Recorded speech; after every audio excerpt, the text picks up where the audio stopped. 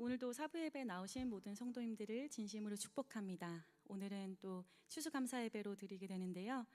우리가 감사와 찬양으로 주님 앞에 나아가는 시간 되면 좋겠습니다. 함께 찬양하겠습니다.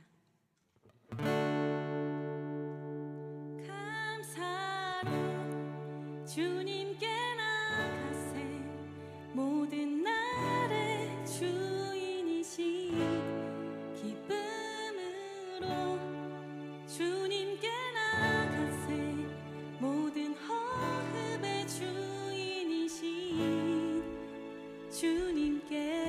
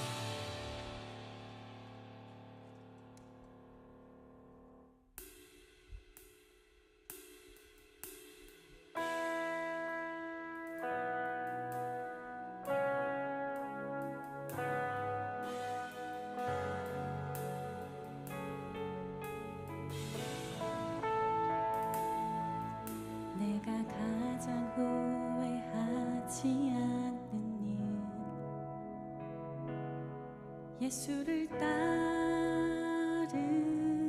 일,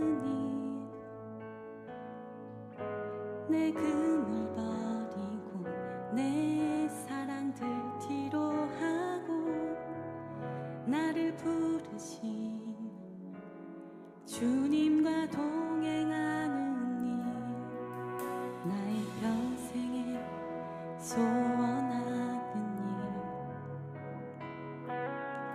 예수를 닮아가는 일, 굳은 마음 제하시고 사랑을 가르치신 나의 예수님을 사랑하심에 감사, 날 놓지 않으심 감사, 하늘 보좌버리고 날 사랑하심에 감사, 나의 모든 삶을 남은 모든 인생을 예수님과 함께 걷겠습니다. 우리 다시 한번 고백하기 원합니다. 내가 가장 후회하지 않는 일, 내가 가장 후회하지 않는 일, 예수를 따르는 일, 내 금을 버리고 내 사람들 뒤로 하고 나를 부르신 주님과 동행하는 일, 나의 평생에 소원하는 일, 예수를 닮아가는 일,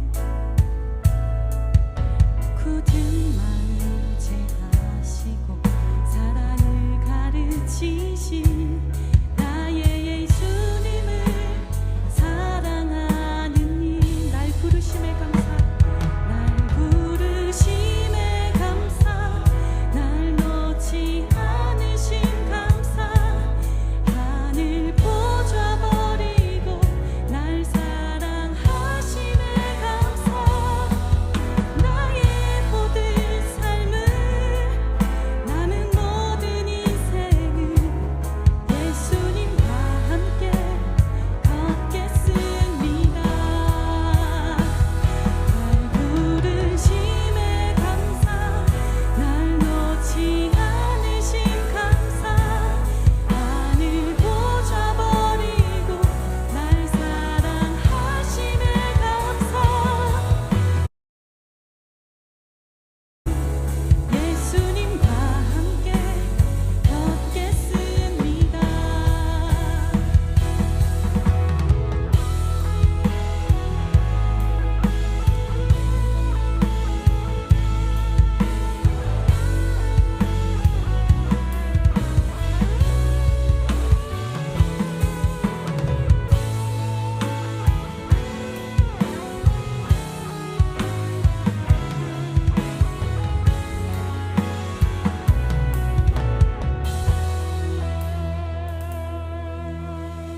예수님께서 오늘 우리에게 부르십니다.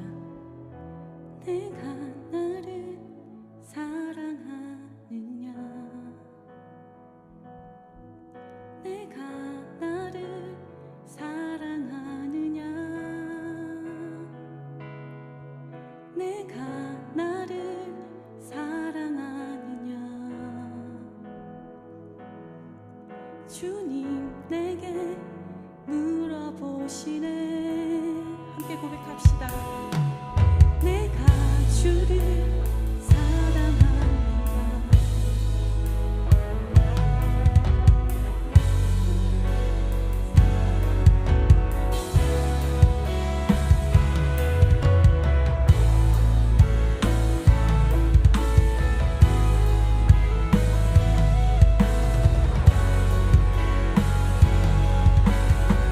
다시 한번 고백하기 원합니다.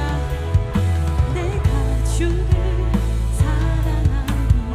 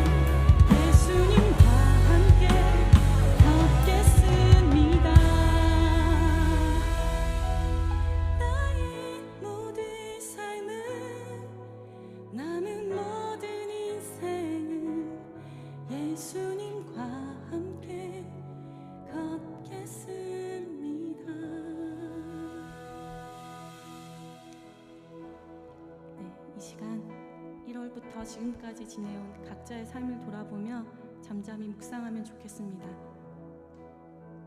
저마다 다른 크고 작은 일들이 있었을 것입니다. 그 모든 시간 동안 하나님께서는 우리의 가장 가까이에서 함께 하시며 오늘이라는 새로운 날까지 우리를 인도하셨습니다. 하나님의 그 선하심과 인자하심을 잠잠히 묵상하며 우리의 마음을 감사로 가득 채우면 좋겠습니다. 다 함께 묵상하겠습니다.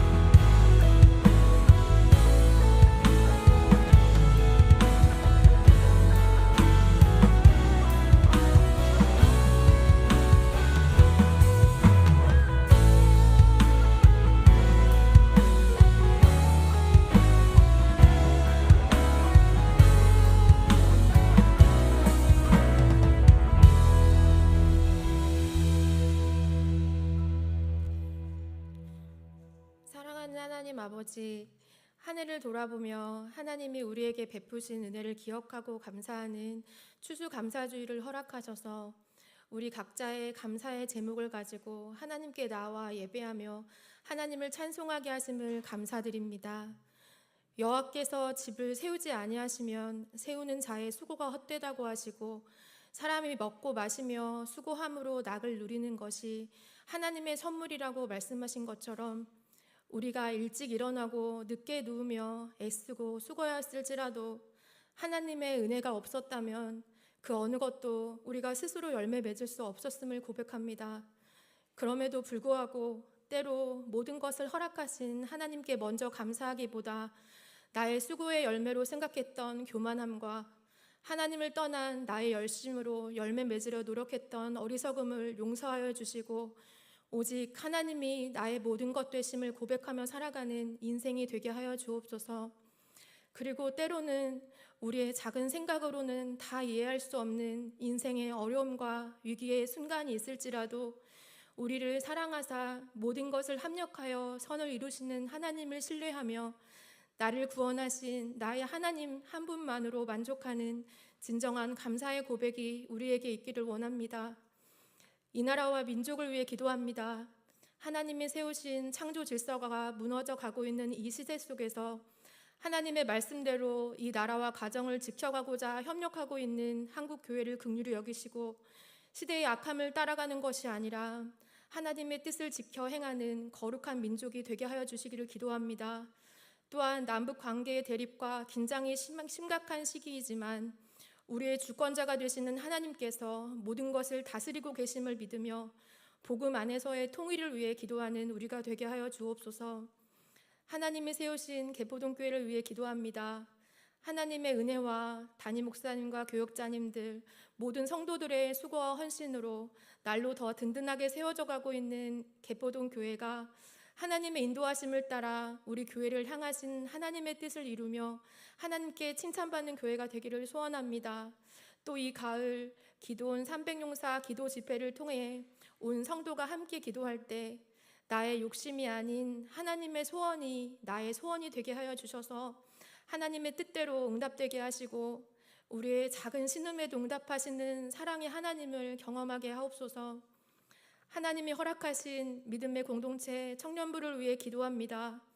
학업과 직장의 경쟁 사회 속에서 나 하나 추스리며 살아가기도 힘든 청년의 시기이지만 예수님의 이름으로 함께 모여 서로 섬기며 믿음으로 살아가는 귀한 청년들의 삶을 축복하여 주시기를 원합니다. 즐거워하는 자와 함께 즐거워하고 우는 자들과 함께 울라하신 하나님의 말씀을 기억하고 진정으로 기쁨과 슬픔을 함께 나누며 서로 격려하고 기도해주는 사랑의 공동체가 되어서 이 공동체 안에서 하나님의 살아계심과 함께하심의 역사를 경험할 수 있게 하옵소서. 이제 하나님의 말씀을 듣습니다. 담임 목사님을 통해 선포되는 하나님의 말씀을 귀로만이 아니라 마음으로 듣게 하셔서 듣는 것에서 그치지 않고 우리의 삶의 작은 한 부분이라도 결단하고 변화되어 하나님을 기쁘시게 하는 삶을 살아가는 한 주가 되게 하옵소서. 오늘 이 추수감사주일 예배의 시간만이 아니라 매일 매순간 모든 일에 감사하는 우리가 되기를 소원합니다. 우리의 모든 것 되시는 예수님의 이름으로 기도드립니다. 아멘.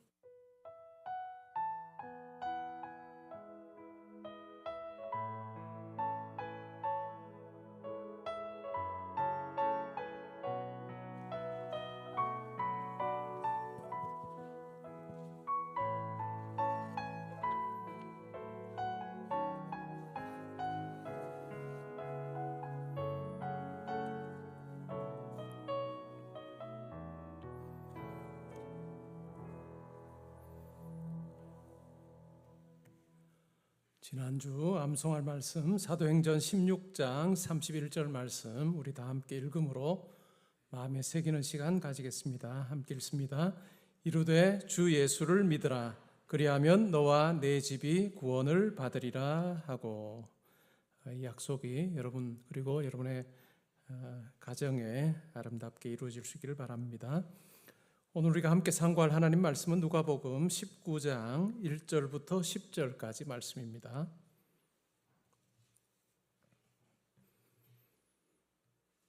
저와 교독하고 10절은 우리 함께 봉독하겠습니다. 예수께서 여리고로 지나가시더라. 삭개오라 이름하는 자가 있으니 세리장이요 또한 부자라.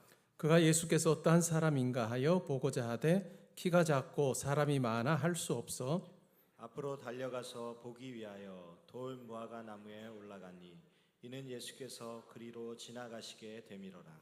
예수께서 그곳에 이르사 쳐다보시고 이르시되 삭개오야 속히 내려오라 내가 오늘 내 집에 유하여야 하겠다 하시니 급히 내려와 즐거워하며 영접하거늘 무사람이 보고 수군거려 이르되 저가 죄인의 집에 유하러 들어갔도다 하더라.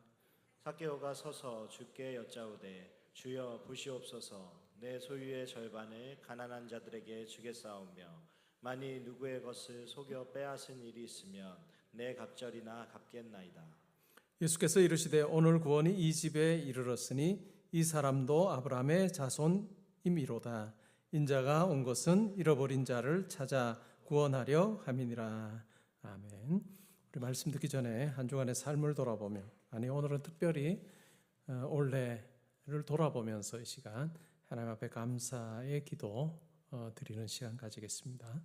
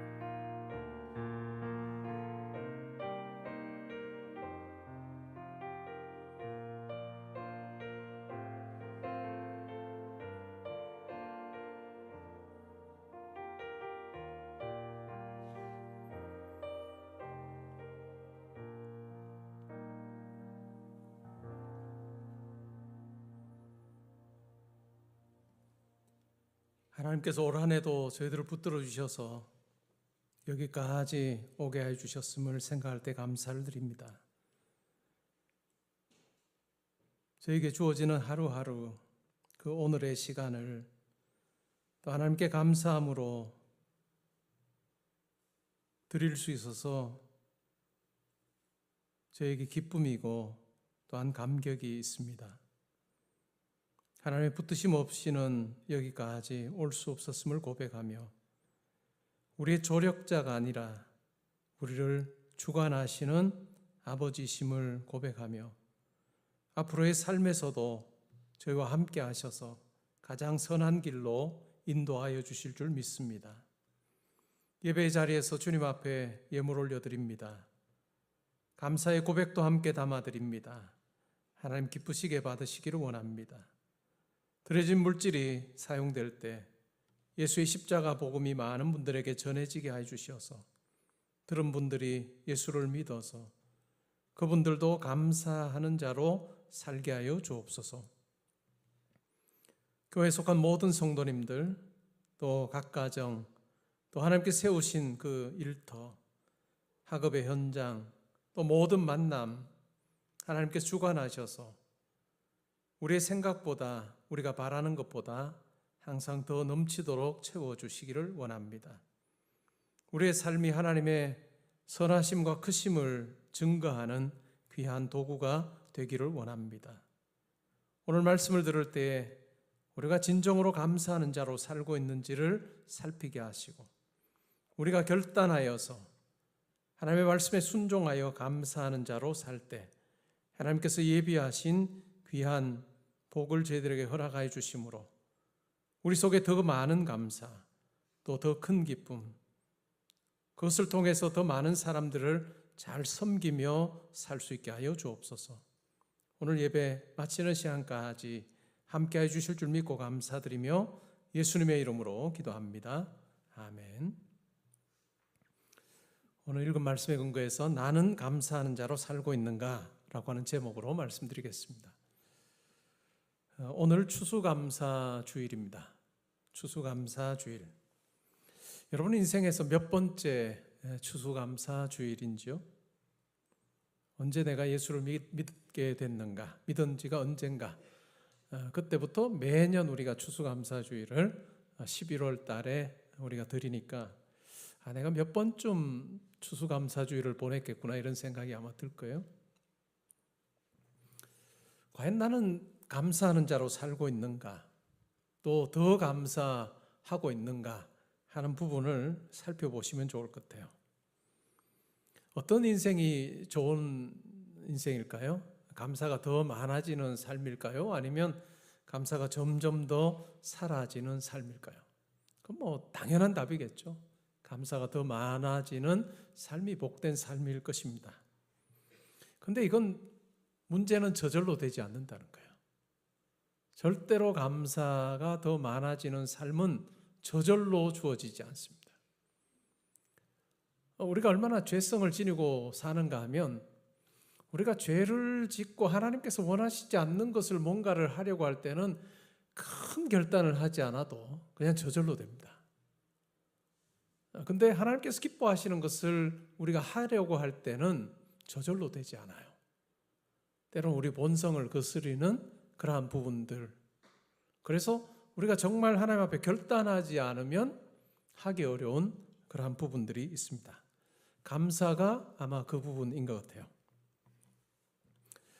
올해 여러분 가운데 더듬어 볼 때 정말 감사거리가 분명히 있습니다 하는 사람도 있을 거예요. 그리고 어떤 사람들은 원래 작년과 비교할 때 뭐 큰 어떤 일들도 없었고 그냥 작년에 내가 살았던 것처럼 그냥 평범하게 그렇게 평범한 날로 제 삶이 채워졌습니다 라고 하는 그런 분들도 있을 거예요. 그런데 어떠한 유형의 삶을 사셨든지 간에 이 감사하는 자로 사는 이 비결을 우리가 배우는 것이 매우 중요합니다. 하나님께서 내게 허락하신 그 감사의 그 일들을 잊지 아니하는 게 중요해요. 다르게 말하면 신앙의 연수만큼 축적하는 그것이 필요합니다. 축적된 감사를 내가 가지고 있는가 아닌가라고 하는 것은 참 중요해요. 우리는 하늘에서 뚝 떨어져서 현재를 살고 있지 않습니다. 우리가 걸어온 과정 속에 하나님께서 함께 하신 하나님의 역사를 우리는 경험한 채 우리는 여기까지 온 거죠. 근데 내가 이 감사를 축적하는 비결을 내가 가지고 있느냐 없느냐 하는 것은 매우 중요합니다. 다윗을 보면 정말 우여곡절이 많은 삶을 살았습니다. 물론 오늘날 유대인들의 경우에도 다윗을 가장 존경합니다. 자랑스러운 왕이죠. 그런데 그의 삶을 보면 파란만장했습니다. 많은 위기에 처하기도 했습니다. 그러면 그가 어떻게 해서 많은 위기를 겪었음에도 불구하고 그런 모습으로 많은 사람들이 참 존경하고 하나님께서 그를 평가할 때도 내 마음에 맞는 자라라고 그렇게 말씀하시는, 인정하시는 삶을 살 수 있었을까라고 생각해 보면 여러 구절들이 있겠지만 그 중에서 시편 143편 5절에 보면 이런 말을 합니다.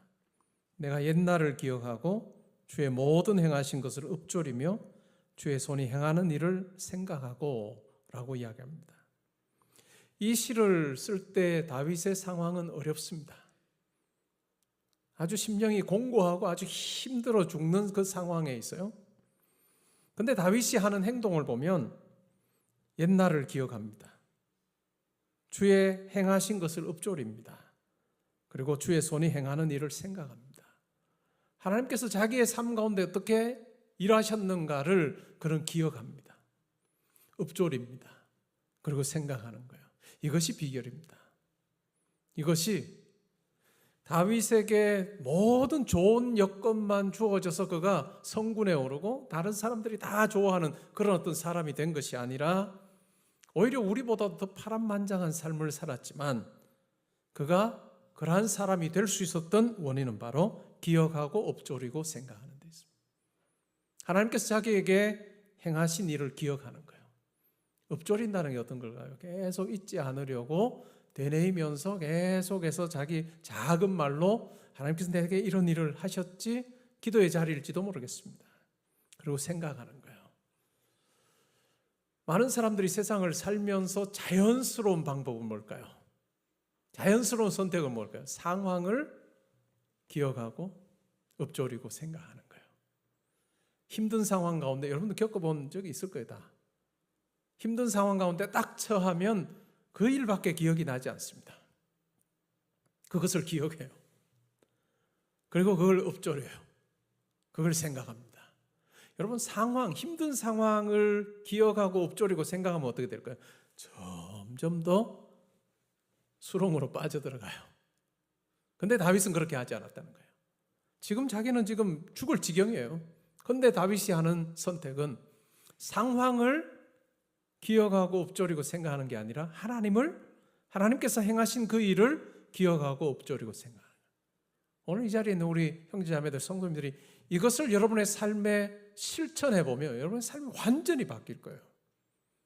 진짜로. 한번 해보세요.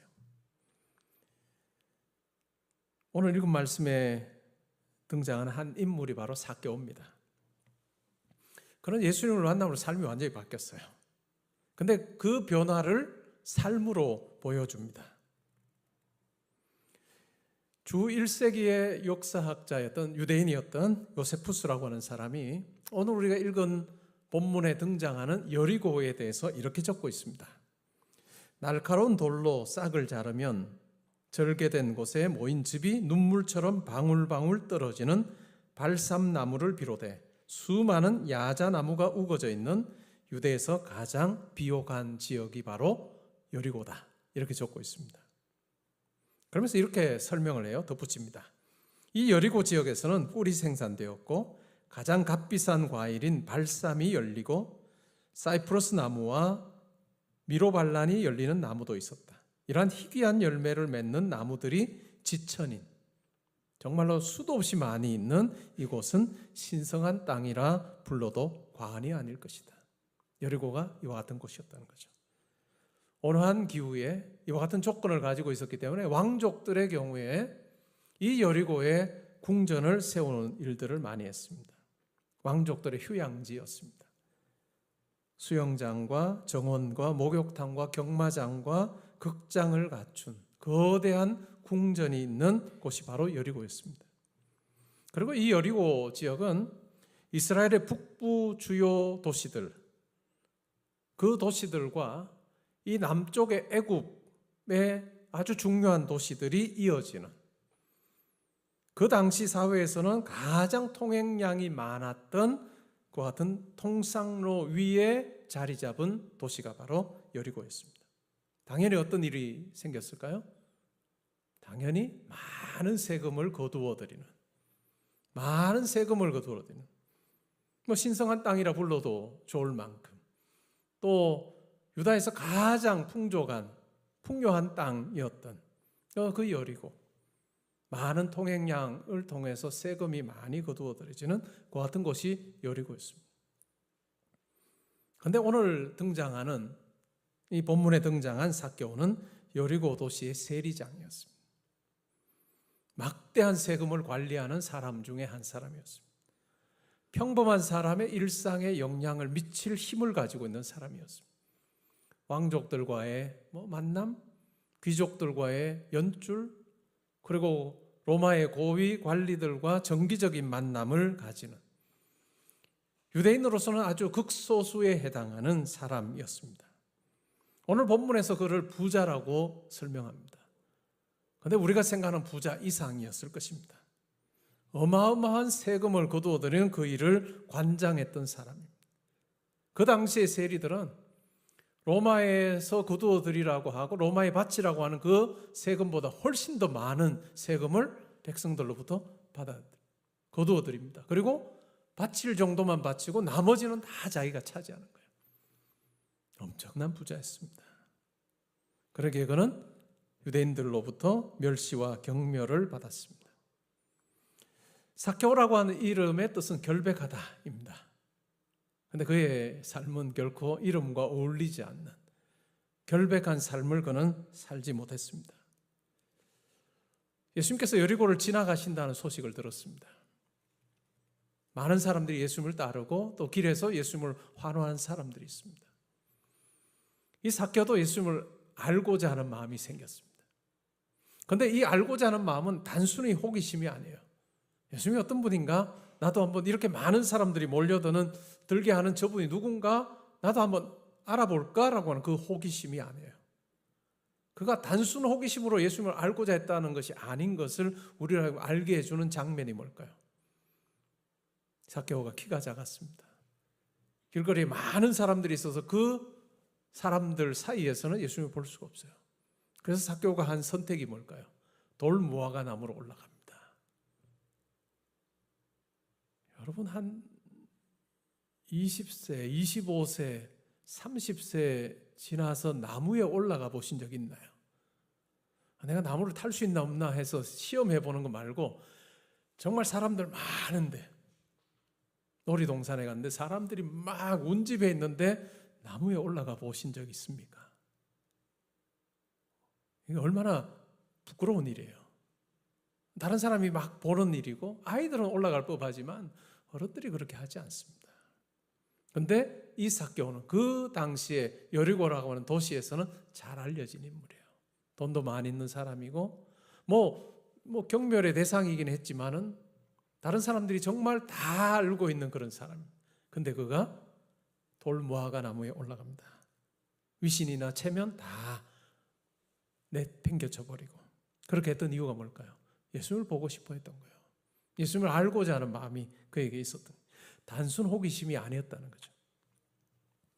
나무에 올라가 있는 삭개오를 예수님께서 보셨습니다. 그리고 뭐라고 말씀합니까? 삭개오야, 속히 내려와라. 내가 오늘 너의 집에 머물러야 되겠다, 이렇게 말씀합니다.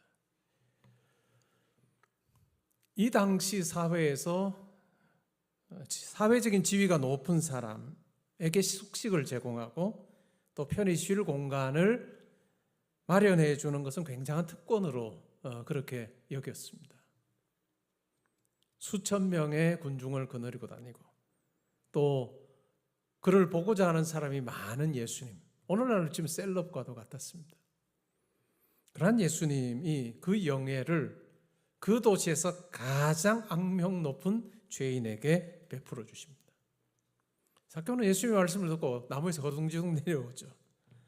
그리고 자기 집으로 즐거워하며 기뻐하며 예수님을 모시고 갑니다. 기뻐하고 즐거워하며 모시고 왔다라고 하는 굉장히 중요한 포인트가 되겠죠. 그래서 사람들이 수군거립니다. 저가 죄인의 집에 유하러 들어갔다.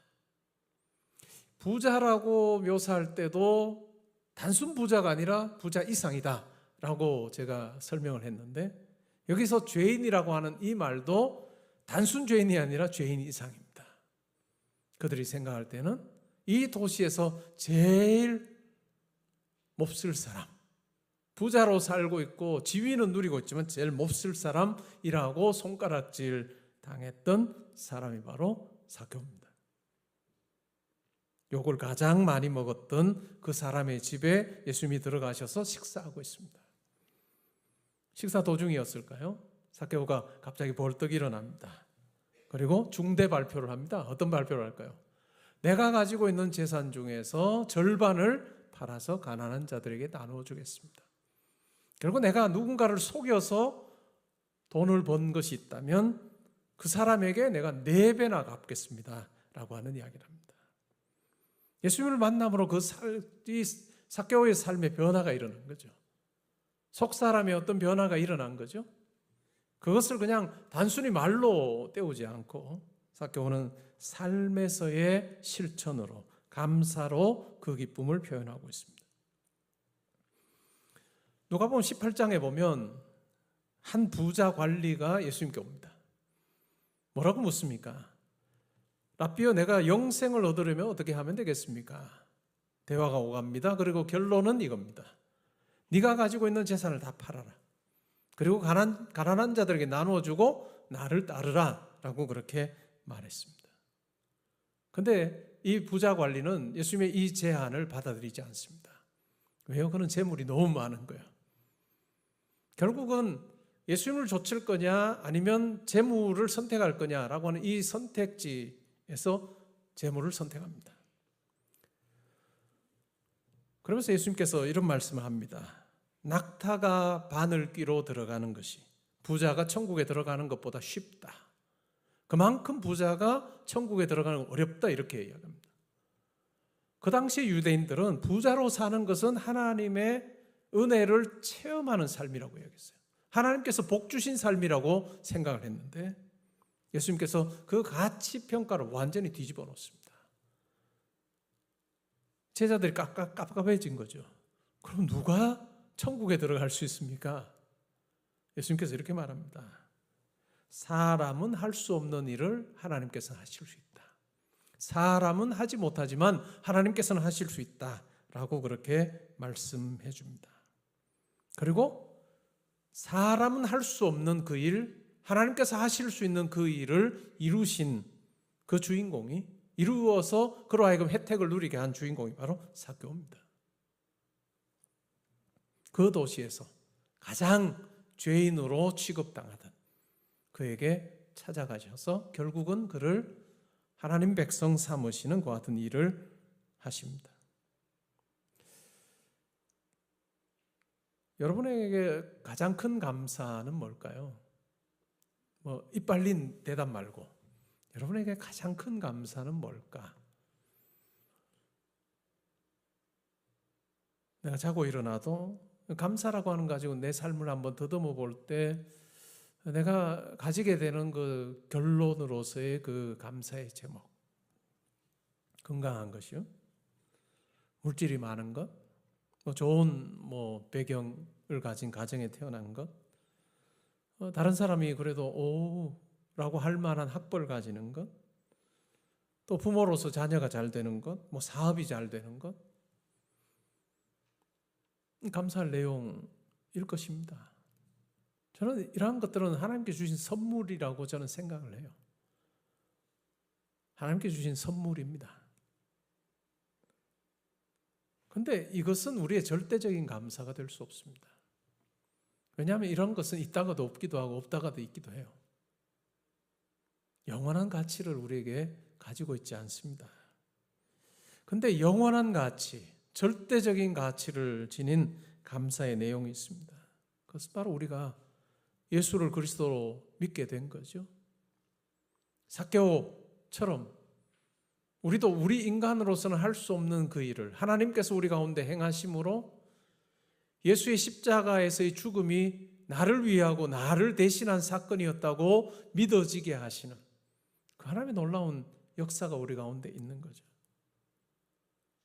예수의 십자가를 믿음으로 내가 더 이상 죄에 속한 자가 아니고 사탄의 지배당하는 자가 아니고 죽음에 벌벌 떠는 자가 아니라 예수 그리스도를 통해서 내가 죄에서 의로 옮겨지고 이제는 영원한 생명을 맛보는 자로 또 궁극적인 그 영생을 소망하는 자로 사는, 그리고 그 하나님께서 내 삶을 붙들어 주시고 주장하시고 동행하신다는 그 놀라운 사실, 그것이 우리의 절대적인 감사여야 할 것입니다. 삭개오에게 예수님께서 오늘 이 집에 구원이 이르렀고 너도 아브라함의 자손이라 라고 말씀해 주셨던 그 절대적인 감사의 내용, 그것이 우리에게도 주어졌다. 그리고 그것을 내가 누리는 자로 살고 있느냐라고 하는 것이 가장 큰 물음입니다. 그냥 우리가 지식적으로 이 하나님께서 나를 구원하셨습니다라고 그렇게 우리가 지식적인 어떤 이해를 떠나서 더 나아가서 진짜 하나님께서 내 삶을 주장하신다라고 생각할 때 우리 가운데 주어지는 담대함, 든든함, 평안함, 그것을 우리는 이 자리에 계신 우리 형제자매들, 성도님들이 다 누리면 좋겠습니다. 내가 가지고 있는 여건이 주는 편안함은 언제 사라질지 모릅니다. 그러나 나를 선택하시고 구원하시고 내 아버지가 되신 그 하나님께서는 절대로 나를 아들, 딸 삼으신 것을 거두지 아니하신 분이다 라고 하는 것을 우리가 확신할 때, 또 우리의 삶 가운데서 경험하며 살 때 우리의 인생의 어떤 형편과 처지에서도 우리로 하여금 평안하게 하고 담대하게 하고 또 환경을 뛰어넘는 굉장한 그 통찰력과 또 우리의 삶을 이끌어가는 것에 대한 확신이 우리 가운데 주어진다는 것, 그것을 누리는 자로 사는 것과 들어서 아는 자로 사는 것은 정말 하늘과 땅 차이입니다. 하루는 예수님이 길을 가시다가 10명의 문둥병자를 만났습니다. 측은히 여기시고 긍휼히 여기셔서 그 10명의 문둥병자를 고쳐주십니다. 길을 가다가 이제 예수님의 명령에 따라 순종하여서 제사장에게 자기 몸을 보이러 가다가 자기가 나은 걸 알아요. 10명 중에서 돌아온 사람은 몇 명일까요? 한 명이에요. 여러분, 이게 보통 일은 아니에요. 우리가 이것을 통해서 진짜 감사하는 자로 사는 비율이 얼마나 낮은지를 우리는 확인해야 돼요. 진짜 감사하는 자로 살기가 얼마나 어려운가라고 하는 것을 우리가 생각해 볼 필요가 있어요. 10명이 다 나음을 입었지만 예수님께 와서 정말 낫게 해주셔서 감사합니다는 한 사람이에요. 10%입니다. 어찌 보면 우리가 진짜로 하나님 앞에 감사하는 자로 사는 비율이 모르겠어요. 100%는 아닐 겁니다. 제가 목회를 해보면 50%도 안 돼요. 진짜 감사하는 사람 10%일지 모르겠습니다. 그만큼 감사는 저절로 되지 않는다는 거예요. 4개 R로 시작하는 단어 한번 생각해 볼까요? view에 re가 붙어서 reviewing, 되돌아보는 거죠. reinterpretation, 되풀이 해보는 거죠. rewriting, 되쓰기를 해보고 recitation, 되내기입니다.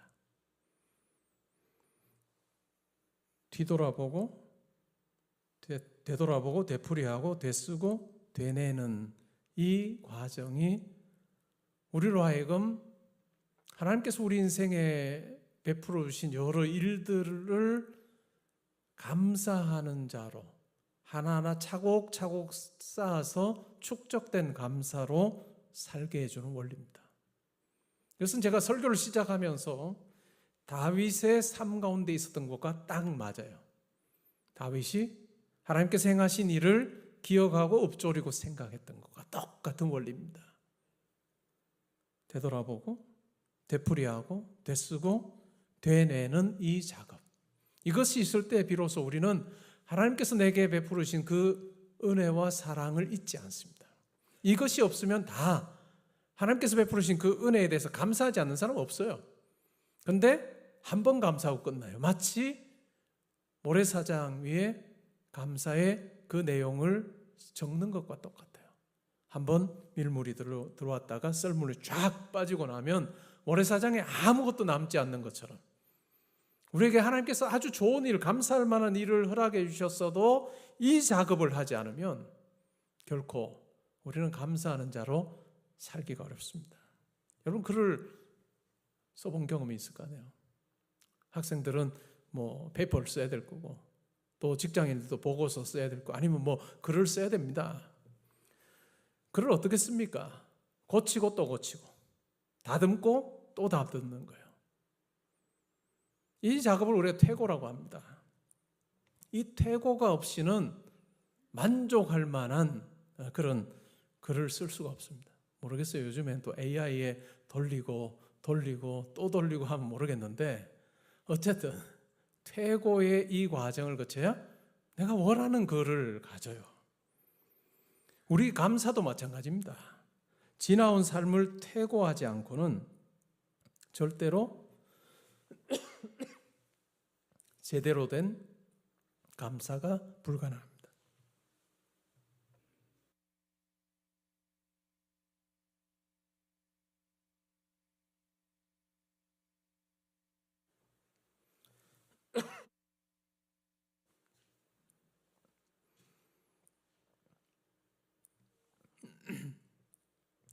뿌리라고 하는 소설을 쓴 작가 알렉스 헤일리라고 하는 작가가 있습니다. 흑인이죠. 그는 사무실 벽에 거북이가 담장 위에 올라가 있는 그림을 걸어두었습니다. 거북이가 담장 위에 올라가 있어요. 한번 상상해 보세요. 거북이가 자기 힘으로 담장 위에 올라갈 수 있을까요? 불가능하겠죠. 왜 그 그림을 걸어놨을까? 그런 사무실을 들어가고 사무실을 나오고 할 때마다 그 그림을 본다고 합니다. 그러면서 이렇게 되뇌입니다. 내 힘으로 된 것 아니야. 내 힘으로 여기까지 온 것도 아니고 내 힘으로 살아온 거 아니야 라고 하는 그 말을 되뇌이고 난답니다. 이 소설로 그는 유명해졌죠. 많은 사람들의 이목을 끌게 됐습니다. 근데 내 힘으로 여기까지 오지 않았고 거북이를 누군가가 담장 위에 올려두어서 있는 것처럼 하나님께서 나를 여기까지 인도하셨다라고 하는 분명한 고백을 그는 합니다. 여러분, 교만한 마음에 하나님의 일이 담기기 어렵습니다. 교만한 마음에 감사가 담기기 어려워요. 그런데 겸손한 마음에 감사가 담기기도 하나님의 일하심이 이루어질 수 있는 그와 같은 토양이 바로 겸손입니다. 그리고 감사인 거죠. 어느 날 장미꽃이 하나님께, 창조주인 하나님께 원망을 했습니다. 하나님, 왜 저에게 가시를 주셔서 저를 이렇게 힘들게 하십니까? 그래서 하나님께서 이렇게 대답하셨습니다. 나는 너에게 가시를 준 적이 없단다. 오히려 가시나무인 너에게 내가 장미꽃을 준 거지. 우리의 삶에 보면 가시처럼 여겨지는 우리의 어떤 환경이 있습니다. 현실이 있어요. 그런데 찬찬히 들여다보면 그 속에 장미꽃과 같은 하나님의 손길이 있음을 우리는 알게 됩니다. 이것을 터득한 성도는 삶에 굉장한 담대함을 가지게 됩니다. 바울의 경우에는 병 고치는 은사가 있었던 사람이에요. 병자를 위해서 기도하면 병이 낫고 또 심지어는 바울이 길을 가다가 그림자가 길에 누워있는 병자에게 쓱 지나가면 그림자가 이렇게 스쳐 지나가면 그 사람이 병을 난 목회자에게는 굉장히 자존심 상하는 나는 뭐냐 이렇게 만드는 어쨌든 그 성경에 그렇게 나오니까 손수건을 얹어도 병자가 난 이런 사람이에요. 그런데 자기가 육체의 가시를 가지고 있습니다. 하나님께 3번을 기도합니다. 간절히 기도했겠죠. 하나님 이 육체의 가시가 저에게 떠나게 해주십시오 라고 기도했는데 결국 하나님께서는 그 육체의 가시를 제거하지 않으세요. 그리고 뭐라고 답합니까? 내 은혜가 내게 족하다. 나의 은혜가 너에게 족하다 이렇게 말씀해 주는 거예요. 무엇을 이야기해 주는 걸까요? 자기의 육체의 가시로 말미암아 하나님을 더 의지하는 자가 된 거예요. 그것이 은혜라고 하는 이야기입니다. 자기 힘으로 살지 않고 하나님을 더 의지하는 자로 살아 하나님과 더 가까이 하나님이 붙들어 주시는 그 힘으로 사는 존재임을 고백하게 됐다는 거죠. 그러면서 이렇게 고백합니다. 내가 약함 중에 강함이다 라고 하는 고백을 하고 있습니다. 역설적인 진리입니다. 여러분의 삶에도 이 하나님께서 함께 하십니다. 감사의 제목 잘 한번 찾아보십시오. 여러분 지금까지 여러분의 삶에서 내 이와 같은 일이 내게 있었던 거 참 감사했지 기뻐했지 지금은 그 감사했던 일들 어떻게 다루십니까? 옛날이요. 더 불러요? 다 아예 옛날이에요. 지금은 아무런 소용없어요. 그렇게 하지 말라는 거예요. 그렇게 하지 말고 어떻게 하라? 기억하고 읊조리고 생각해라. 기억하고 읊조리고 생각할 때 그 사건 가운데 함께 하셨던 하나님이 축적된 경험으로 여러분 가운데 다가오시는 거예요. 그럴 때 뭘까요? 담대함이 있는 거예요. 우리가 성도로 살면서 뭐 담대하자 이거 없이는 담대할 수 없습니다. 자기 삶을 돌아보면서 내 삶 가운데 함께 하셨던 그 하나님 축적된 경험을 내가 차곡차곡 가지고 그 축적된 감사를 내가 가질 때 하나님께서 내 삶에 함께 하셔서 이렇게 내가 여기까지 왔구나 라고 하는 담대함이 있을 때 쫄지 않습니다. 이거 없으면요 큰 소리 주여 내가 믿습니다 큰 소리하고 나서 상황에 딱 부딪히면 도망가야죠. 그 상황을 이겨낼 힘이 자기에게 없는데 근데 축적된 감사의 체험을 가진 사람은 아무것도 아니에요. 담대한 거예요. 오늘 이 자리에 계신 우리 성도님들 그리고 형제자매들 오늘 집에 가 숙제 다음 주까지 제출하라고는 안 할 테니까 한번 해보세요. 자기 삶을 쭉 더듬어 보면서 하나님께서 내게 허락하셨던 감사의 제목들 그걸 가지고 어떻게 해요? 기억하고 읊조리고 생각하고 기억하고 읊조리고 생각해서 이것이 쭉 여러분의 이제까지 살아온 감사의 이력서가 되게 한번 해보십시오. 이 확신이 있으면 두려울 게 없죠. 하나님께서 내 삶 가운데 함께 하셨는데 너무너무 생생한데 하나님이 나를 위하시면 누가 나를 대적하리요 라고 하는 이 바울의 고백이 여러분의 고백이 될 수 있을 것입니다. 말씀을 맺으려고 합니다. 여러 자료를 찾다 보니까 가나다라의 감사라고 하는 그 글이 있었어요. 설교자에게 제일 힘든 게 절기설교입니다. 절기설교 1년에 2번 감사 관련된 설교예요. 근데 청중이 똑같아요. 제가 지금 17년째 하고 있습니다. 34번째 이 감사절 설교예요. 죽을 맛입니다. 누군가 대신해 줬으면 좋겠다. 꼭 그 정도는 아니고 그러니까 막 온갖 자료를 다 뒤져봐야 된다는 이야기죠. 그러다 발견한 게 가나다라의 감사예요. 자, 오늘 이걸 읽음으로 제가 이렇게 가나다라의 감사를 가지고 제가 살겠습니다 하는 마음으로 읽음으로 우리 설교를 마치려고 합니다. 그리고 이 가나다라의 감사는 정리를 해서 아마 장 목사님이 카톡으로 여러분들에게 쏴줄 겁니다. 그래서 한번 매일 이렇게 되뇌이고 읽으면서 한번 이걸 실천해 보면 좋겠습니다. 우리 같이 한번 가 하고 가족을 감사 이런 식으로 가 나다라 해서 하까지 같이 한번 읽으면서 그렇게 마음에 새겨 보겠습니다. 시작. 가족을 감사하자. 인생의 최고 선물은 가족이다. 나부터 감사하자. 내가 감사하면 세상이 나를 반긴다. 다시 감사하자. 감사하면 행복이 배가 된다. 라이프 스타일이 감사가 되게 하자. 감사로 시작하고 감사로 마치자. 마음껏 감사하자. 바로바로 감사하자. 사건까지도 감사하자. 아무에게나 감사하자. 감사에는 국경이 따로 없다. 자동으로 감사하자. 감사의 DNA가 생기도록. 차선도 감사하자. 카운트하듯 감사하자. 헤아리면 헤아릴수록 감사는 커진다. 타이밍을 맞춰 감사하자. 파노라마처럼 감사를 펼쳐보자. 감사가 내 마음의 이력서가 된다.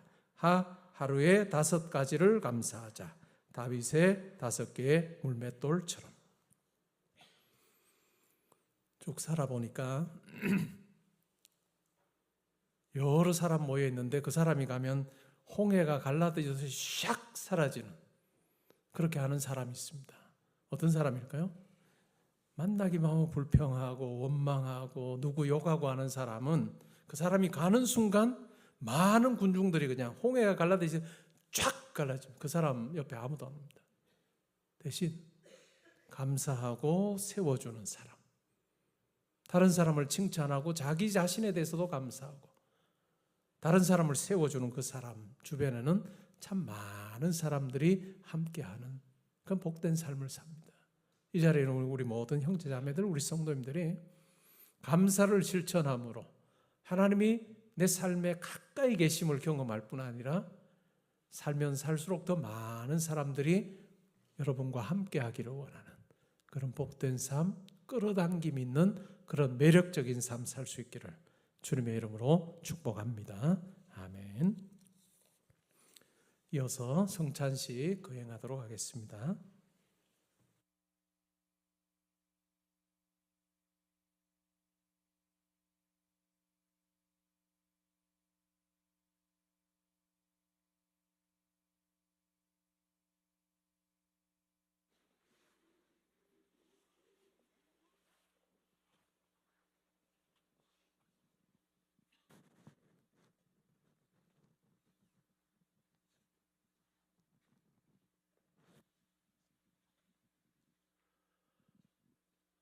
성찬식은 예수님께서 잡히시던 날 밤에 제자들에게 떡을 떼어 주시면서 이건 내 몸이다, 잔을 주시면서 이것은 내 피다 라고 말씀하시면서 이것을 행하여 기념하라 라고 하신 예수님의 말씀에 따라 우리가 순종함으로 지키는 예식입니다. 이 예식을 통해서 우리가 2가지를 생각할 필요가 있습니다. 하나는 현재로부터 과거를 보는 것입니다. 현재로부터 과거를 보는데 어디를 보게 하느냐 하면 예수의 십자가 사건을 보게 합니다. 예수의 십자가에서의 죽음을 통해서 내가 새로워진 것을 경험하는 거죠. 내 노력이나 내 수고에 의해서가 아니라 사람이 할 수 없는 것을 하나님께서 해주심으로 예수 그리스도의 죽으심이 나를 위한 것이고 나를 대신한 사건이었음이 고백되게 해주심으로 우리가 하나님의 자녀가 되고 구원 백성이 되고 또 우리가 하나님과 동행하는 자가 되었음을 우리를 하여금 깨닫게 하는 과거적인 전망이 있습니다. 또 다른 한 전망은 우리가 이 떡과 잔을 대할 때 영원한 하나님 나라의 그 잔치를 떠올리게 하는 것입니다. 미래적인 전망이죠. 영원한 하나님 나라에서 우리가 영원한 삶을 살 것을 천상의 잔치로 묘사하고 있습니다. 그리고 그 잔치 자리에 하나님께서 우리를 초대하신 거죠. 이 땅에서 아주 값진 음식을 우리가 먹는 것, 돈이 있으면 먹을 수 있습니다. 그런데 이 성찬의 자리는 돈이 있다고 함께 할 수 없는 자리입니다. 오직 하나님의 십자가의 그 은혜와 사랑을 경험한 자만 함께 할 수 있는 자리이고, 또 영원한 하나님 나라에 대한 소망을 가지게 하는 작은 떡과 잔이지만 그것이 영원한 하나님 나라의 그 천상의 잔치의 맛보기처럼 여겨지는 그 나라를 소망하게 하고 설렘으로 우리가 바라보게 하는 그 은혜가 이 성찬에 있습니다. 우리가 떡과 잔을 받을 때 먼저 떡을 받으면서는 갈보리 언덕의 십자가로 성령께서 우리를 인도하시기를 원합니다. 그리고 잔을 받을 때는 천상의 잔치에 하나님께서 우리 각자의 자리를 마련해 주시고 우리를 부르고 계시는 그 하나님의 자비로운 손길을 우리가 바라보는 그런 시간이 되면 좋겠습니다. 먼저 떡을 받기 전에 제가 기도하겠습니다. 예수님의 몸을 상징하는 떡을 받습니다. 성령 하나님께서 저희를 갈보리 언덕의 십자가로 인도하여 주셔서 예수님의 죽음이 나를 위하고 나를 대신한 죽음이었음을 깨닫게 하시고 믿어지게 하시고, 그 예수님의 십자가로 말미암아 내가 하나님의 자녀 되고 구원 백성이 되고 영생을 누리게 되었을 뿐만 아니라 오늘 나와 동행하시는 하나님을 분명히 생생히 체험하게 하시는 하나님의 놀라운 자비로운 손길이 있음을 우리가 더듬어 보며 기뻐하고 감사하는 귀한 시간 되게 하여 주옵소서. 감사드리며 예수님의 이름으로 기도합니다. 아멘.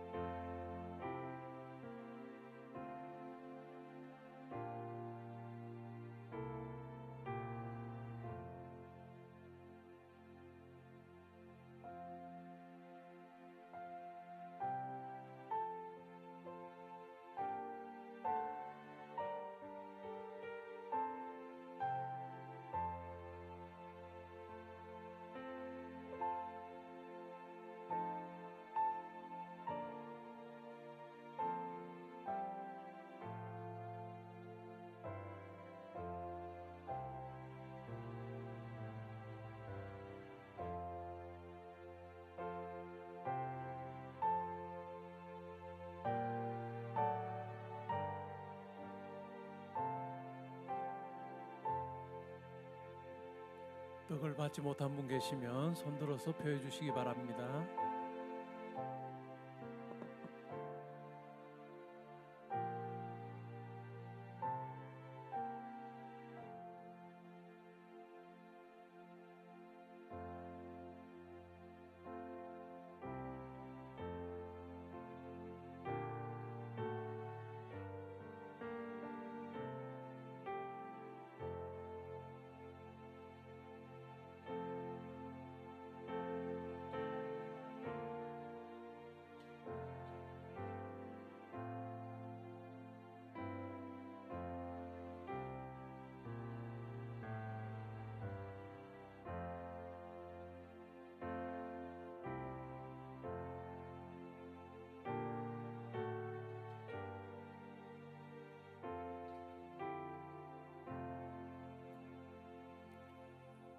잔을 받기 전에 한 번 더 기도하겠습니다.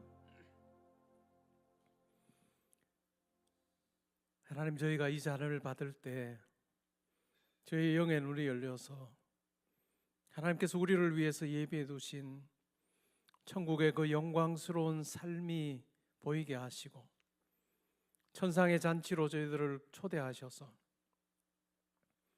우리의 얼굴에서 눈물을 제하여 주시고 수치를 제하여 주시고 면박을 제하여 주시며 우리로 하여금 기쁨과 감사함으로 하나님을 찬미하게 하는 그 삶을 예비해 두셨음을 분명히 보게 하여 주옵소서.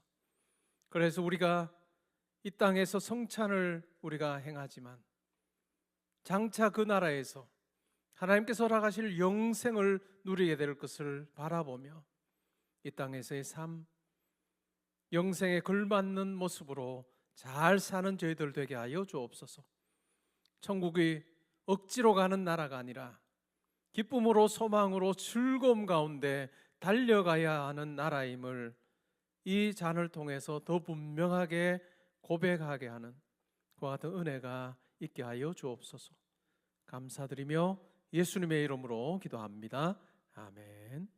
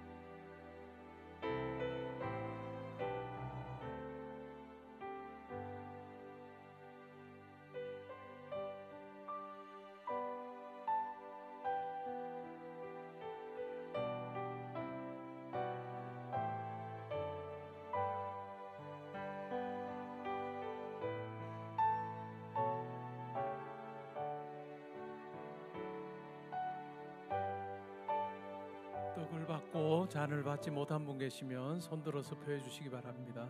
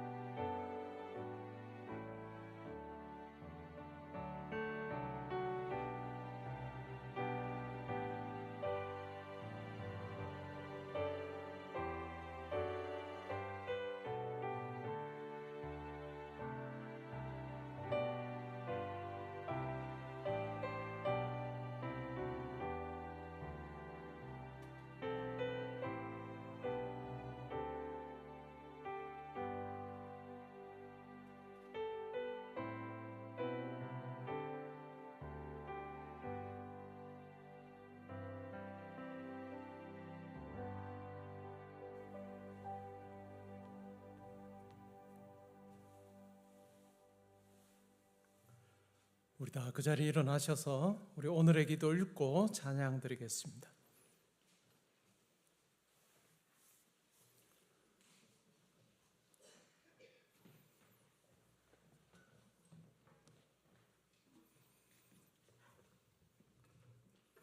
함께 읽겠습니다. 주님, 저에게 넉넉한 은혜를 베풀어 주셨음에도 불구하고 저는 이루지 못한 것과 못다한 것, 얻지 못한 것들만 생각하며 원망과 불평에 빠져 살아왔음을 용서해 주세요.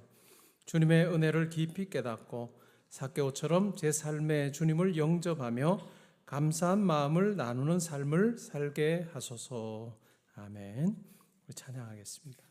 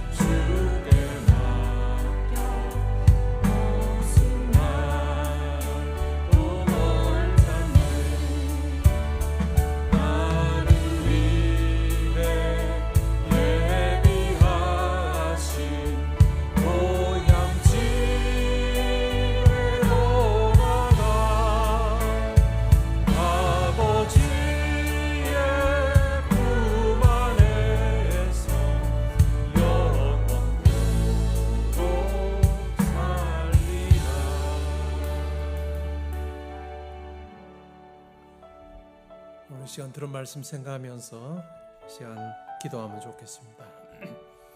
하나님께서 여러분들을 붙들어 주셔서 여기까지 왔습니다. 그 놀라운 사실을 여러분들이 확인하면 좋겠습니다. 더듬어서 살펴보면 좋겠습니다. 하나님의 하신 일을 기억하고 읊조리고 생각해 보십시오. 그러면 아주 자명할 것입니다.